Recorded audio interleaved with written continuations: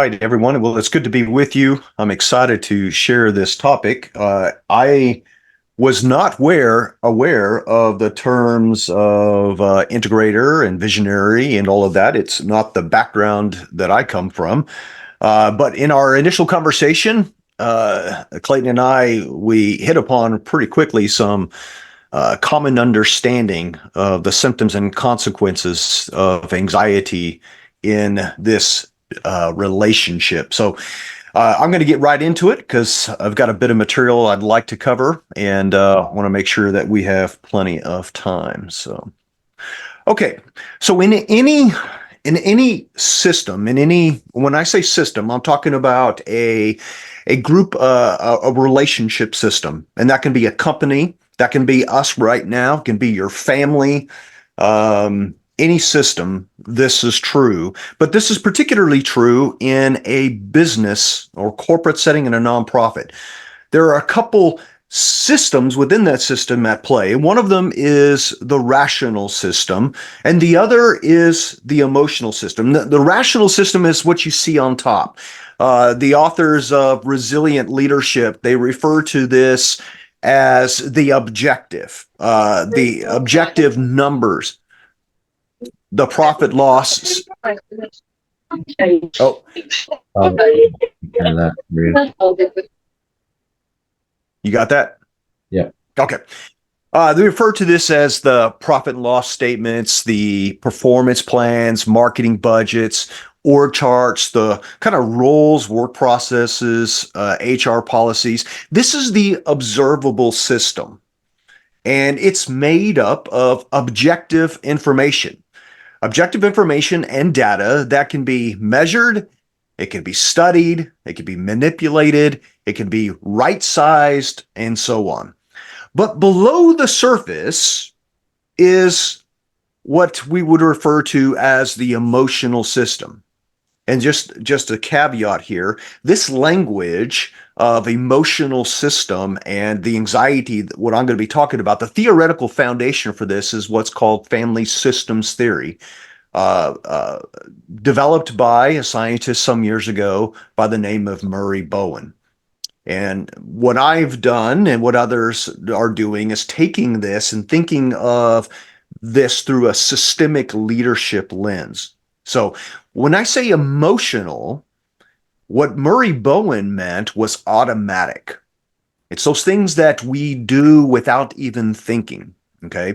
So the emotional system of a company is the underlying, those things that go that are below the surface. Think of it as quote, the hidden chemistry. It's automatic. It's instinctive patterns of automatic actions, interactions, reactions that really shape the functioning of individuals, shape the functioning of teams and an organization. Now, I'm going to say more about chronic anxiety in just a moment, but I want you to kind of see visually here that chronic anxiety is always swirling underneath. And reactivity is the public face of anxiety. And I'll say more about that in just a moment. Okay, a couple things about anxiety that I want to make sure that we understand. And first is anxiety is not stress. Stress is the thing, and the reality is when we talk about anxiety, we often use terms synonymously and we think we mean the same thing, but stress, worry, and anxiety are distinctly different.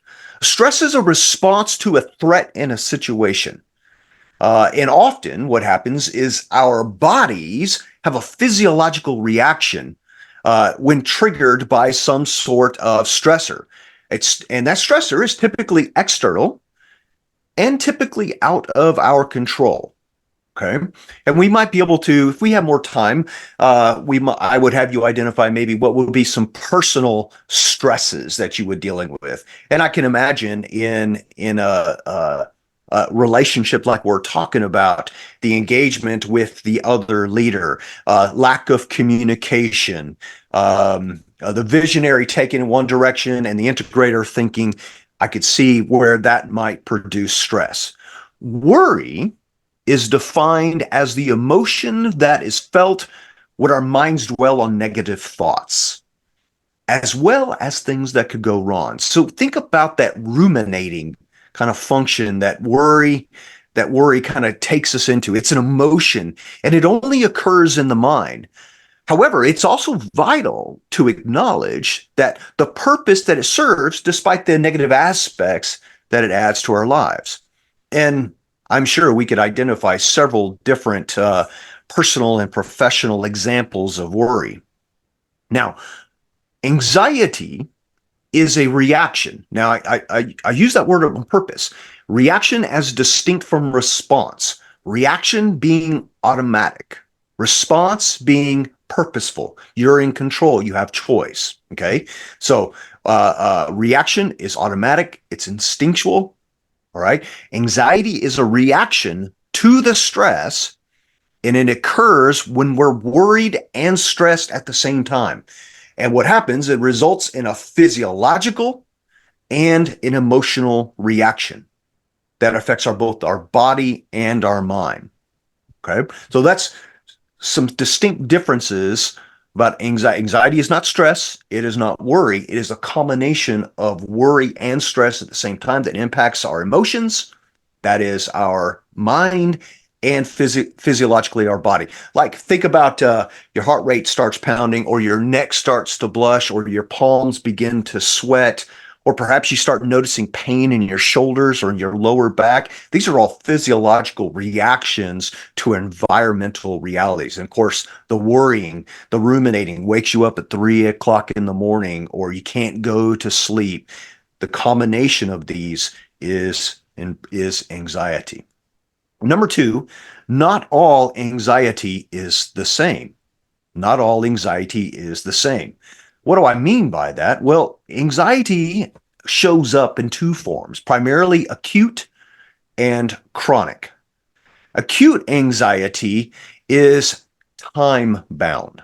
It's situational. Think of like seriously a car wreck.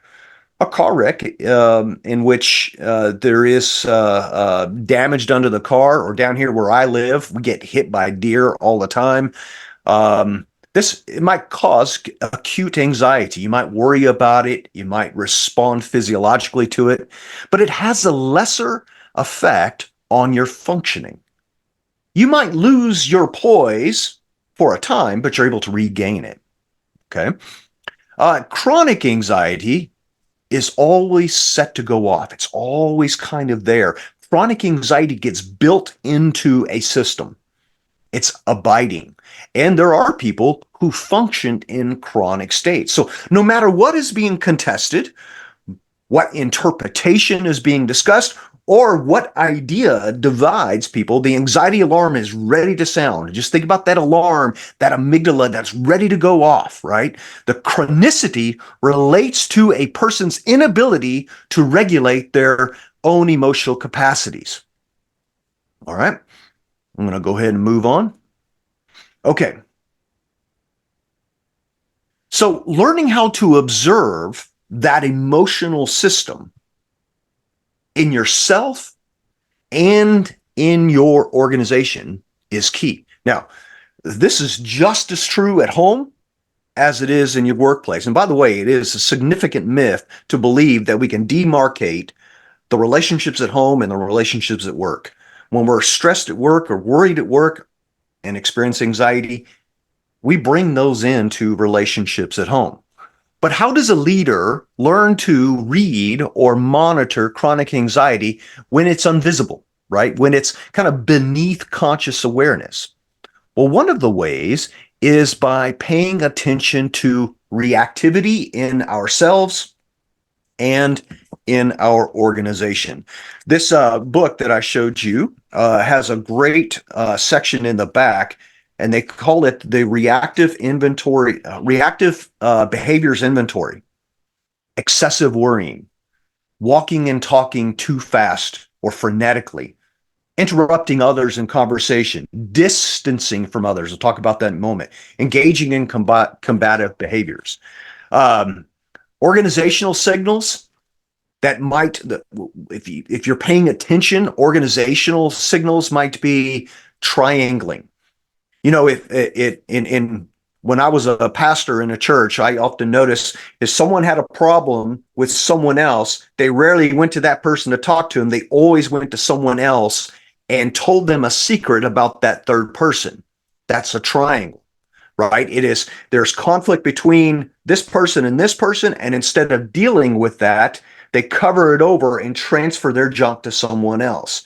When you start seeing triangling or over and under functioning, and by the way, over and under functioning are reciprocal. If you over function in one relationship, like you start micromanaging somebody or someone is micromanaging you, then the converse is true in another. That person is either over or under functioning somewhere else. So if you start seeing that, that is reactivity to chronic anxiety that is bubbling underneath the surface. Some individual signals in yourself: a racing mind, tension in the neck or shoulders, a knot that won't go away in your stomach, restless or inability to sleep are other examples of reactive behaviors. Okay.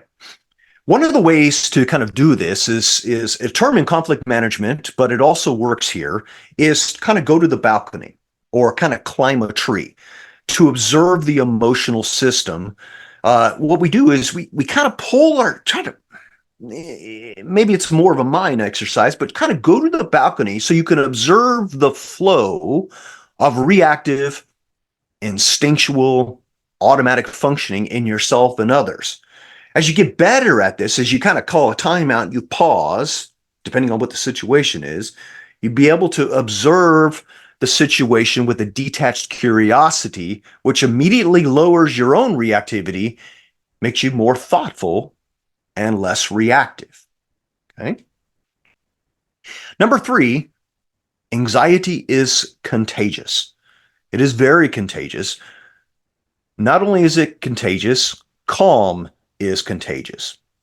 Now, this is a step-down transformer. Edwin Friedman made this popular in his work, Generation to Generation, when talking about anxiety.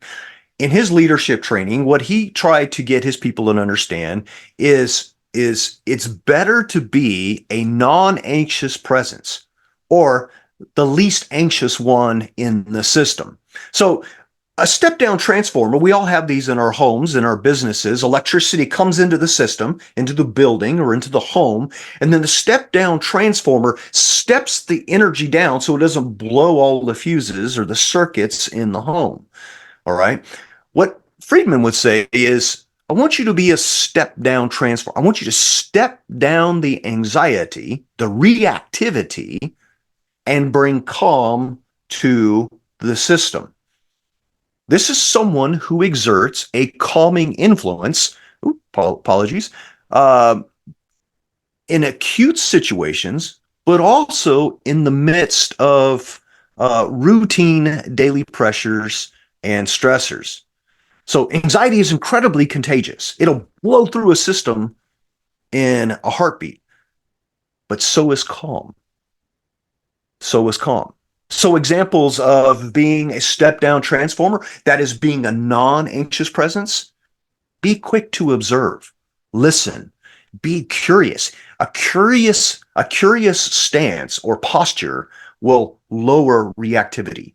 Use playfulness to lessen tension in yourself and in others. Ask questions to gain deeper perspective. Invite others to kind of step back and see the bigger picture with you. Ask the question here: what's my role in this? How did I contribute to this? Also, focus on fact. Focus on fact rather than on assumptions and judgment and gossip, right? Just a couple of examples of how to step down anxiety. And then number 4, we're all connected. We're all connected in relationship. And I think the greatest example, or kind of an example from nature, is this, spider web. We like to think in Western culture that we are atomized individuals. But the reality is we're all connected.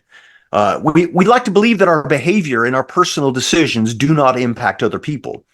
But the reality is, when we make decisions, even in private, those decisions will often and do impact those we are in relationship, even if we made those decisions not in face-to-face conversation.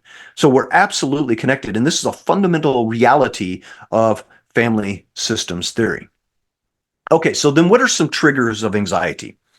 Well, according to Peter Steinke in his book Uproar, these are the 6 common triggers of anxiety. And so just take a look at this list. And certainly there are a lot of triggers out there: money and betrayal, difficult people, unemployment. But these are the 6 kind of buckets, common triggers that affect everyone and every system. And sometimes they come in pairs. Okay, so why is knowing these important? Well, it's helpful when leaders are aware of the major triggers that affect them individually or the systems in general. Okay, so I think I have a little bit of time. I'm going to share a story with you. So back a few weeks ago, I was able to go to London and Germany. My prime trigger is depletion. I was exhausted and I was worn down. We were getting a car in Munich, Germany, and the friend that I was with who rented the car didn't have the ticket to get us out of the garage. And he said he had set it down there in the console, but he never did.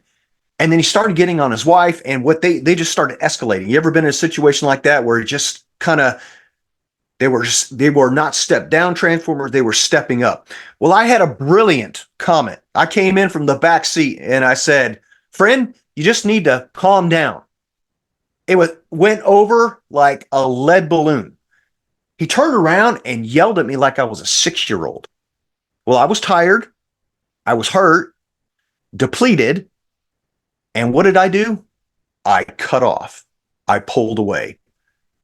And this is exactly the balancing act that we have to really try to deal with here.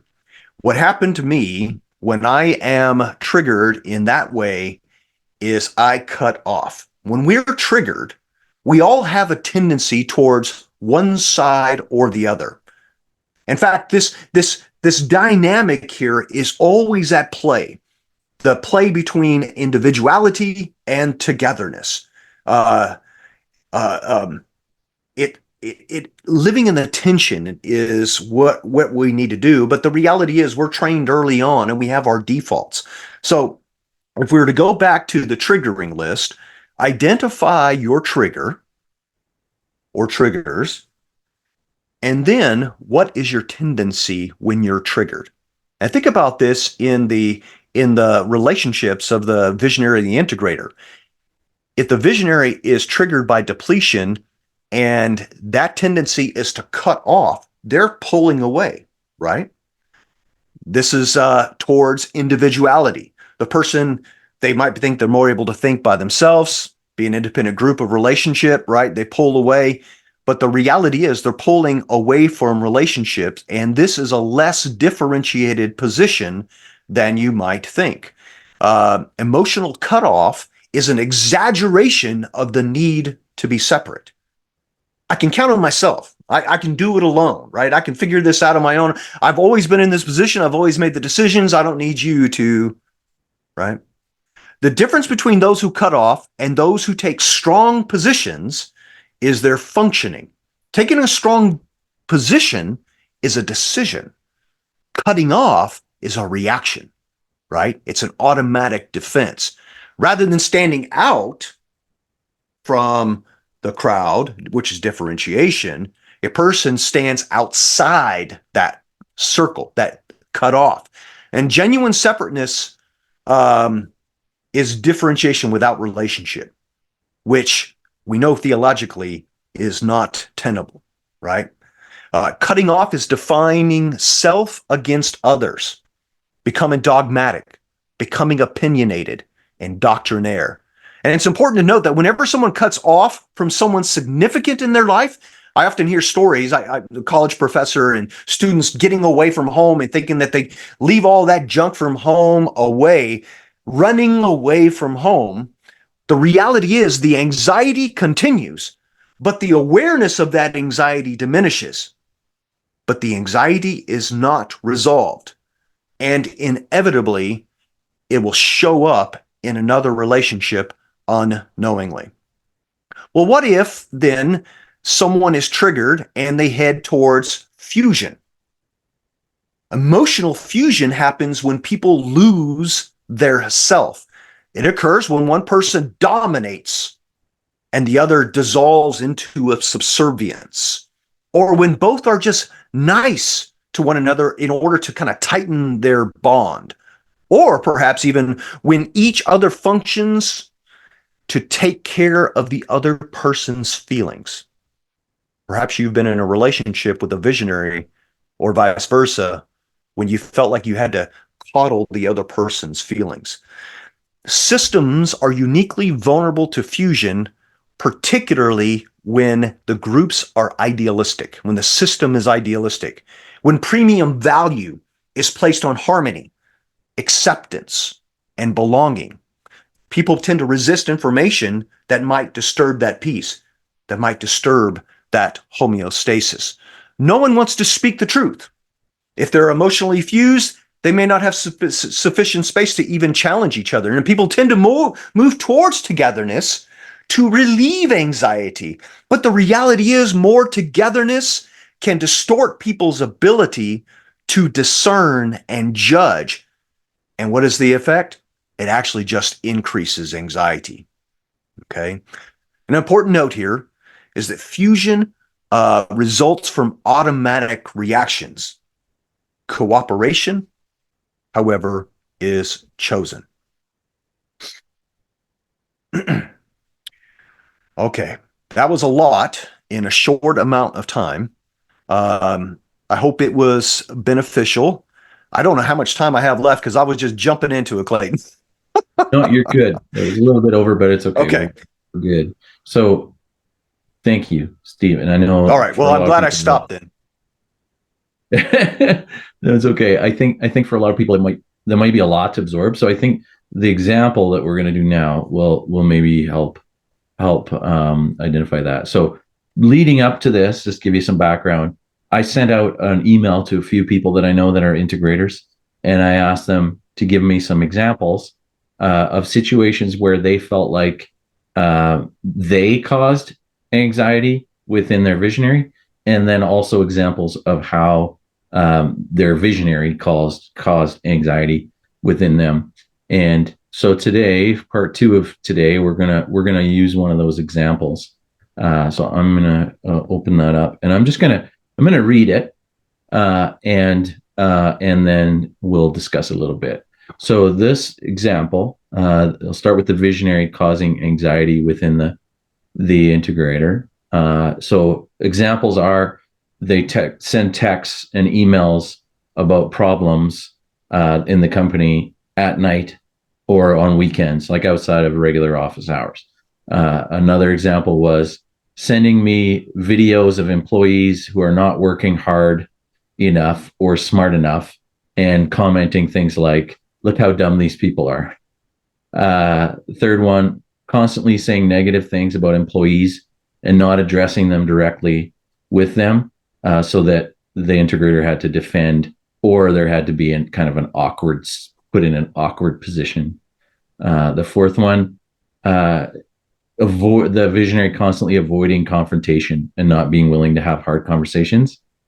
And the last one is they lied all the time. The example here was that they'd both be in a situation, and later the visionary would share their perspective, and it just wasn't true. So those are examples of the visionary causing anxiety in the integrator. No, flip it over. I don't want to vilify anyone, so we're going to flip it over. On the other side, example of an integrator said that he the visionary would call me wind in his face because I was constantly putting the mirror in front of him and making him think about what he was doing and whether it was good or bad. Second one was I made him feel guilty about his pleasures because he would buy cars and trips and he would have a Lamborghini delivered to work, and he was just too flashy, is what he would tell him. Third one, the integrator caused anxiety when he advocated for our teammates and tried to get them better pay or bonuses or whatever.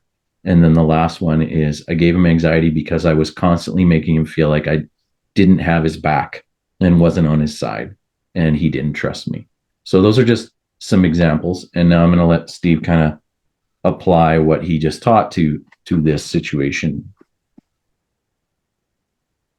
Well, as I was reading through this example, it occurred to me immediately that the visionary was cutting off. And one, you have text and emails about problems at nights and on weekends. Well, this is a violation of boundaries, which could be perceived depending on how this person was triggered and what triggered this person, or the depth or of the chronicity in the system.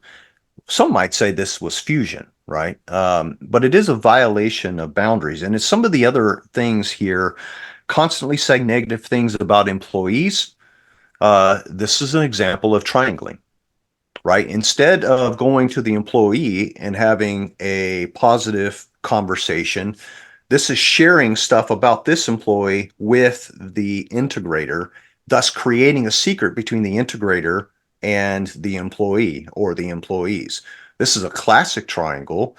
It creates there's not only anxiety or tension between the visionary and the employee or employees, which is now covered over and not dealt with, but now this person is triangulated in another person, which creates tension between that person, secret tension between that person and the ones that are being talked about.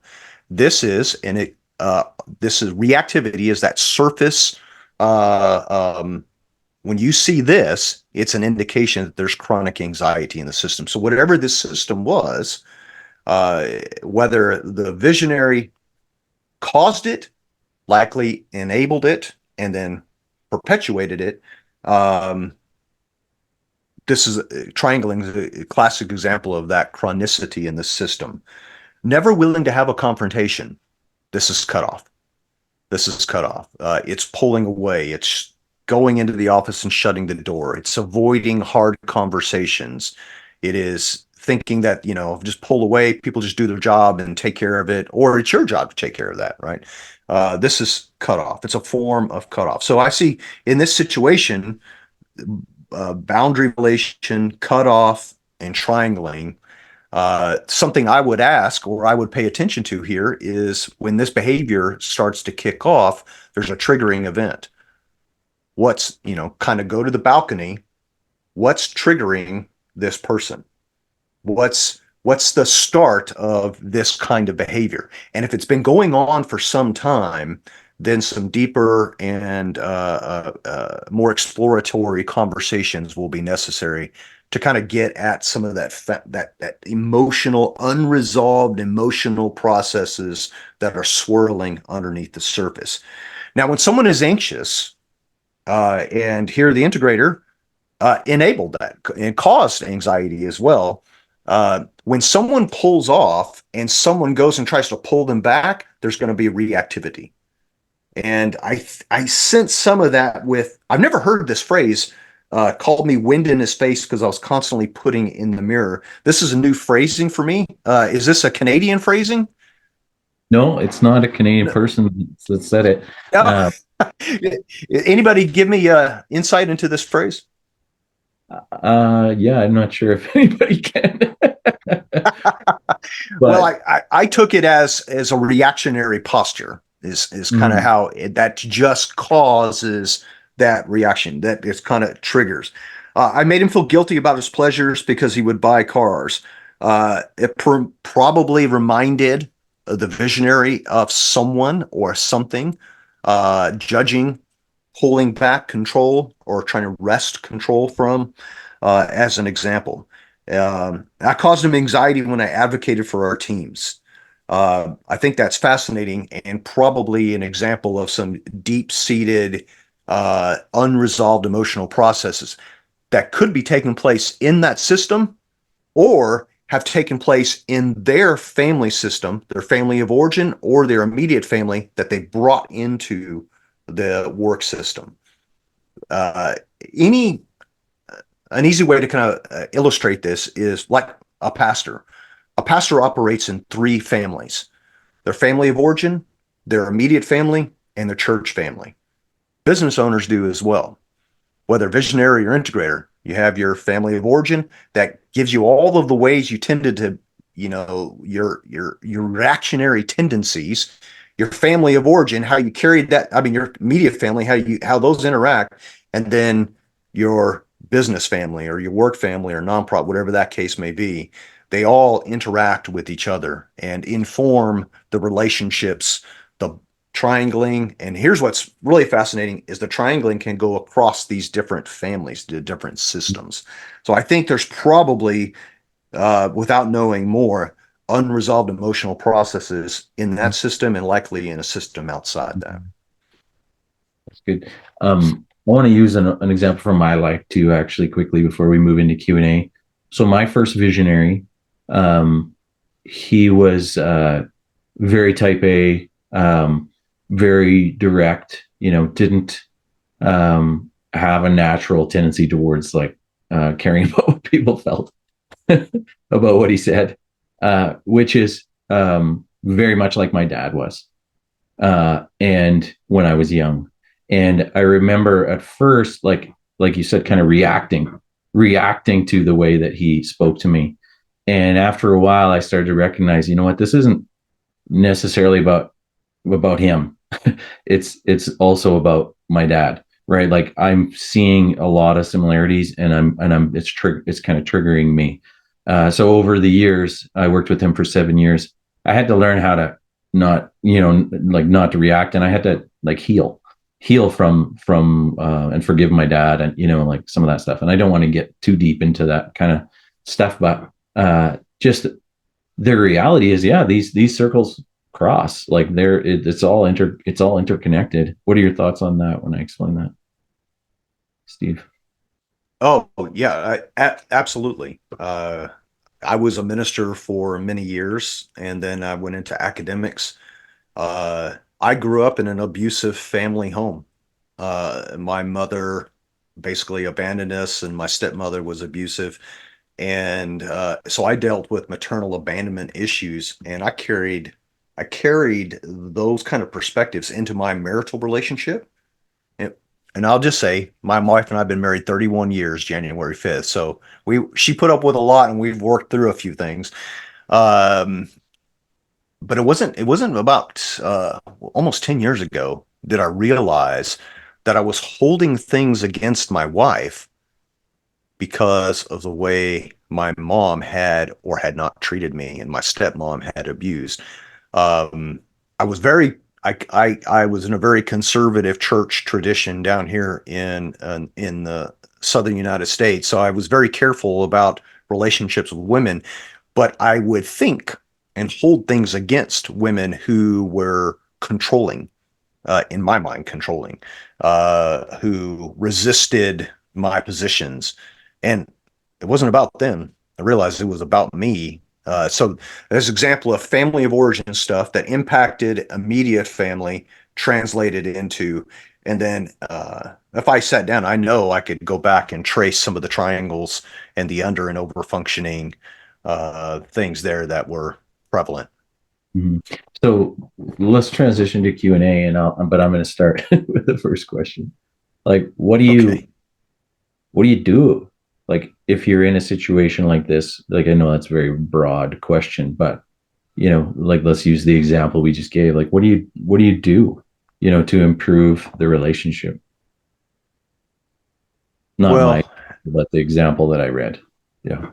yeah. So, one, you have to have open and honest conversation. You have to be humble. You have to be forgiving, uh, and uh, and not reactionary. When you going to the balcony is an attempt to it's not a disassociation. It is in conflict management, we say kind of climb a tree or take a break because anxiety is increased, and taking a break or taking a breath allows that to go down.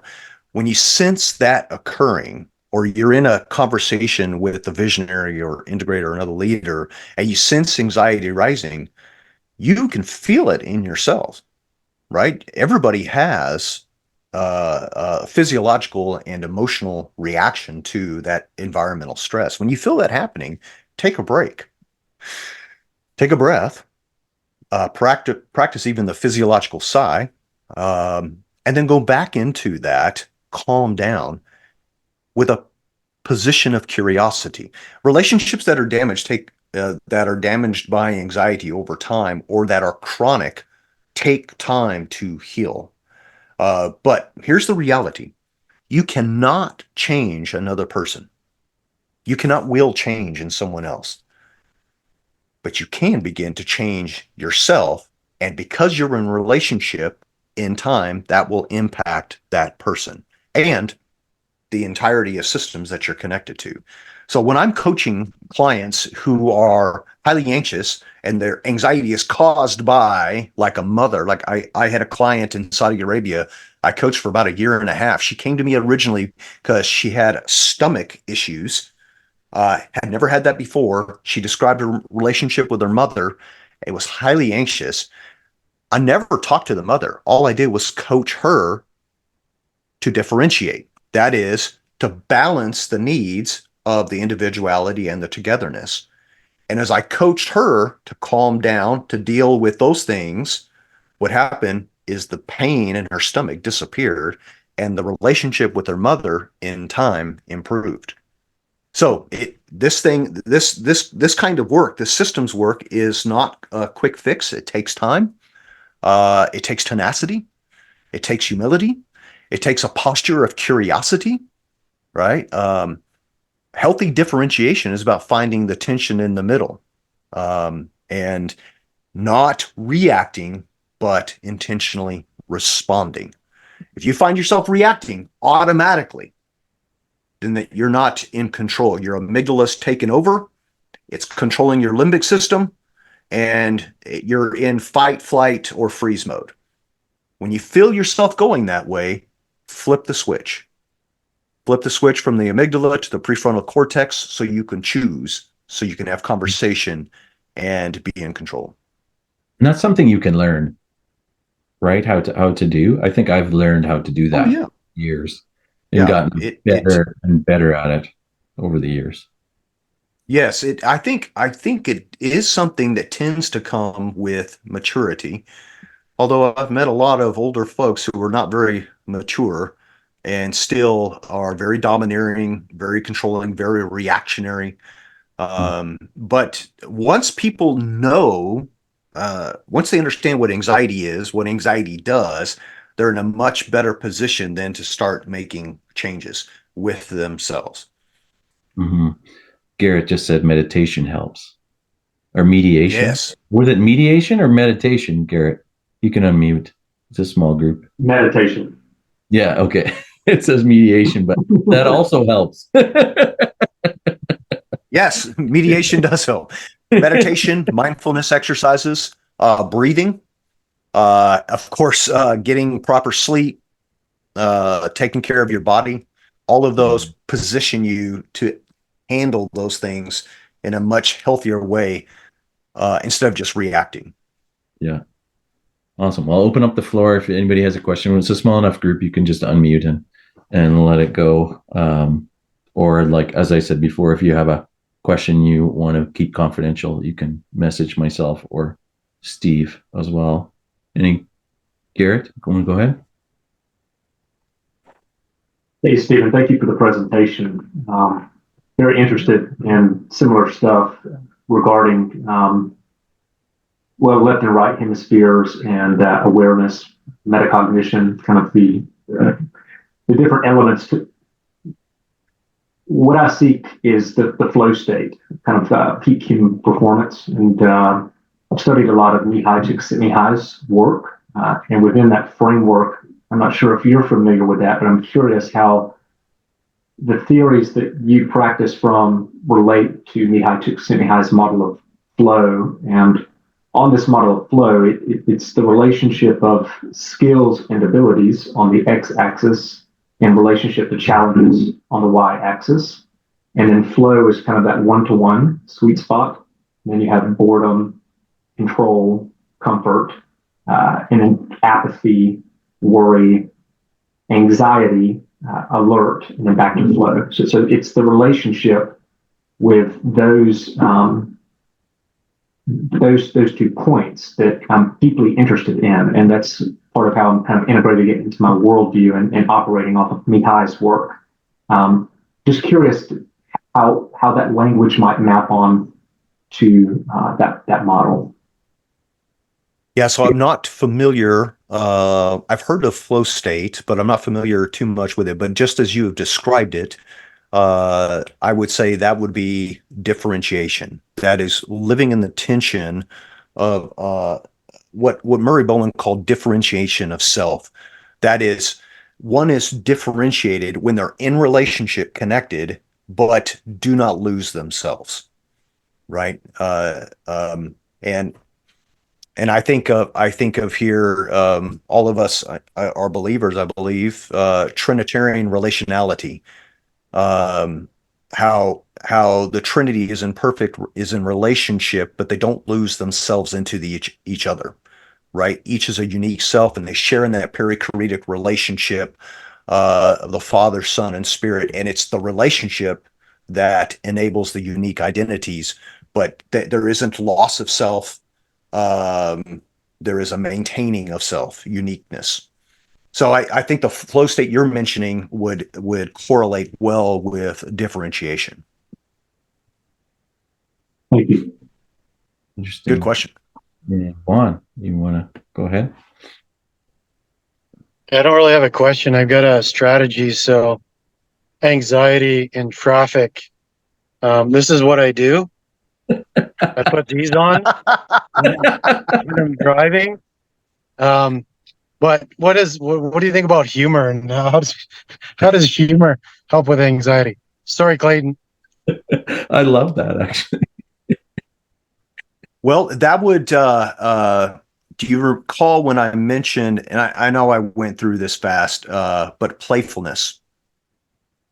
Playfulness is an example of humor that when a system is reacting to external stressors and you can feel the anxiety increase, people start worrying, they start ruminating, their heart rate start increasing, whatever, anxiety is present.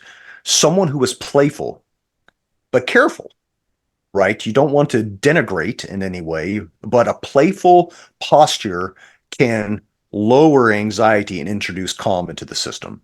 And so sitting in traffic with googly eyes definitely lets people take a breath, right? Helps people calm down, a little bit of smile. I've seen people do that with the red nose. You just kind of stuck in traffic, and then you kind of look over and someone's got a big old red nose, and you're just like, okay, oh, there, there you go. You actually have one. Yeah, so I could see that you're a calming influence in the midst of traffic. So yeah, being playful is technically language, but being aware too, not to denigrate, not to be dismissive.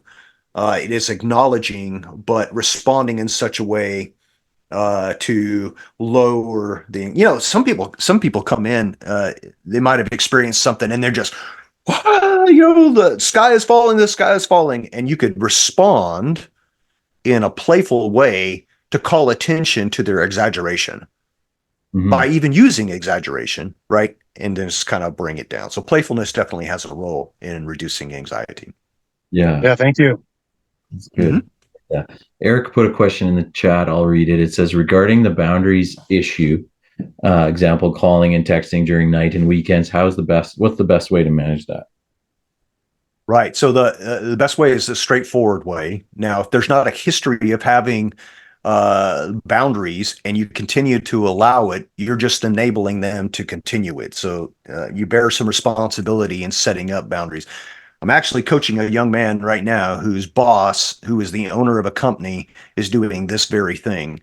And he's nervous about having this conversation. So I'm working on his time management and helping him set some boundaries in relationships that are in his down, so that he can demonstrate that to his, to his superior.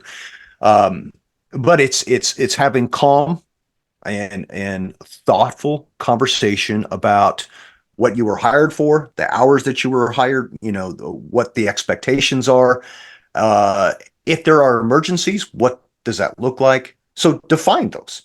Define what those expectations are. There may be an expectation of the superior that you're always on. Well, is that what you were hired for? How long has this been going on? So having, and the issue is, though, a lot of people are afraid to have those conversations. But if you approach it in a non-anxious way, right, a calm way, and having thought out the conversation in advance, having planned it, anticipated possible if your boss is reactionary and they respond in a typical way, maybe you brought this up before and they shut you down, then you know that language, you know that body language, you know that reaction. What could you say to tamper down the anxiety, the energy in the room, so that you can continue the conversation? If they continue to violate your boundaries, weekends or family time, those kinds of things, then it's probably time for a hard but humble conversation. Yeah, I actually went through this with my first visionary. I'll just share this story quick because I think it'll help. So Friday night at like 10:30 at night, he texted me and said, "Hey, we need to have a meeting on Monday morning about something." And it wasn't going to be a good meeting. And so, it ruined my weekend, essentially. Like, I was just dreading the meeting, and it was, stressing about the meeting all through the whole weekend. And so then on the Monday morning, I'm like, I need to talk to him about it. Because the reality is, a lot of these situations that they aren't actually aware that they're doing anything that's hurtful.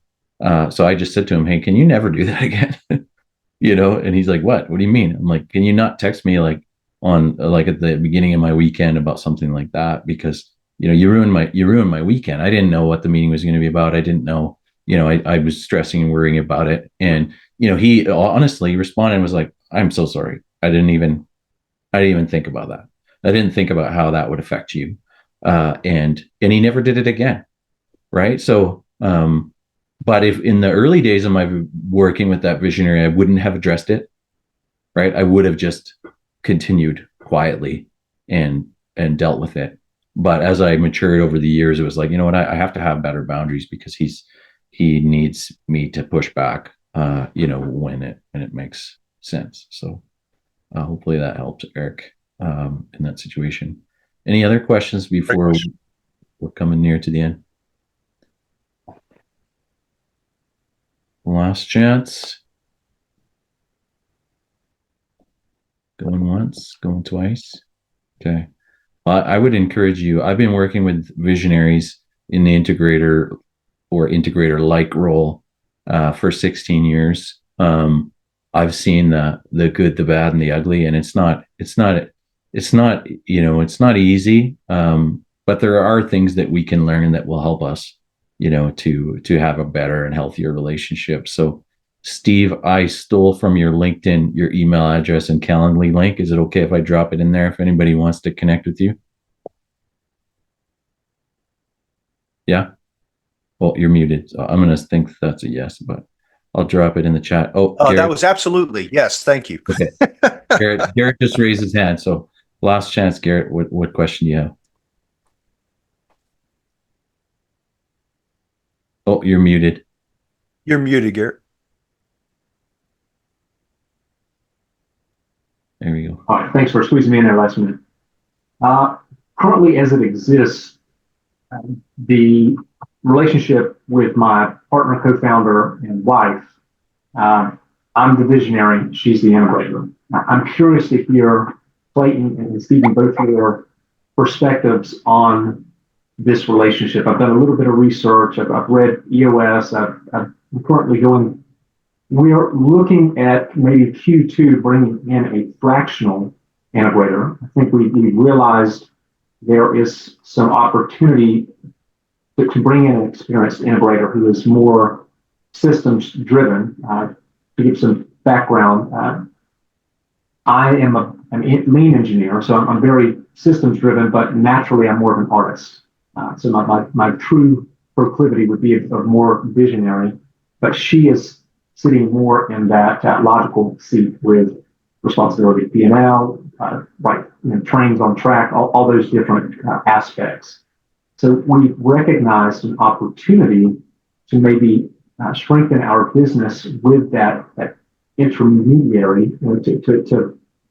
She's a special education or was a special education teacher. I'm typically more in the abstract. We've noticed a kind of drastic gap in between, and we're excited to maybe bring in support there. But my concern is almost look at that like a neck surgery, and to bring someone in between that, the potential disruption of maybe the imperfect harmony that exists.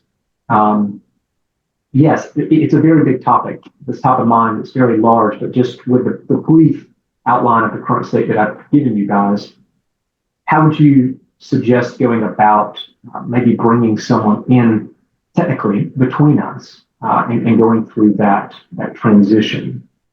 Mm-hmm. Steve, I don't know if you have a comment, but I think it's probably a deeper conversation is kind of my initial response. But Steve, what do you think? Well, not knowing particulars about how you're functioning, like the specific roles, you guys have set up particular rules, though, that you're operating that you've probably not talked about. Now, you have some instinctual thing, but you also have kind of this fusion of your personal life and your professional life into one. You're going to have serious, open conversation, and it might be beneficial to have someone mediate or to kind of who is objective, third party, who can just ask questions and guide you guys through that. My sense is if you're not forthright in that process going forward, there'll be unresolved emotional processes that will show up later and get played out in relationships with each other at home and at work. So it may be that you need someone in the middle to kind of bridge that gap and help you there. But it might be you need someone to help facilitate bringing that person in anticipation of avoiding what could have happened in the future. Mm-hmm. Yeah, that's a good answer. It's complicated when you're like I've coached before. Visionaries, integrators are husband and wife. It's complicated. That's all I'll say for sure. It's complicated, and it does take some, like you said, very open and honest conversations, Steve. Like you said, so just a heads up, your link didn't work. I don't know if that was a copy paste or what, but I'll drop a new one in the link that my assistant just found there in the chat. So we do have to wrap up. I want to make sure we finish on time. So thanks, Steve. That was great. Garrett, I'm sure Steve would be willing to have a conversation, as would I, to discuss that a little bit. And I also am a fractional integrator as well, but my plate is full, but I would be able to give you some perspective on that and even refer you to somebody if you want a reference. So our next webinar, I'm actually doing 2 webinars this month. The next one's on January 24th at 3. It's going to be a little bit different in that it's going to be a fireside chat with a successful visionary integrator duo. Their names are Chris Jones and Frankie O'Brien, and they're actually both EOS implementers now, but they were a visionary integrator for over a decade, and they're an amazing pair. So we're going to just be doing a little interview. They're going to share kind of their journey and how their relationship evolved, because Frankie was an employee in the company prior to being promoted to integrator. So it's an interesting story, interesting journey, and they're both really great guys. So if that interests you, I'm going to drop the link in the chat. You can register for that. Sorry, just having an issue here. And otherwise, thanks everybody for coming. We'd love to hear your feedback. You'll get an email on feedback, and stay in touch. And we're happy to help however we can with anybody who needs it. So have a great day. Thanks, Steve.